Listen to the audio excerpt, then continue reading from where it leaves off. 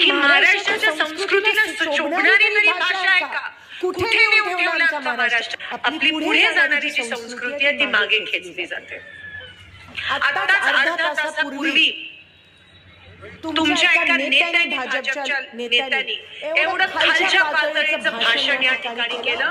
थोड्याच वेळात मीच म्हणलेला तो व्हिडिओ तुम्ही बघितला तर तुम्हाला कीव येईल. कीव ज्या पद्धतीत त्यांनी भाषण केलं आणि म्हणजे महिलांना तुच्छ स्थान देणारं भारतीय जनता पक्षाचं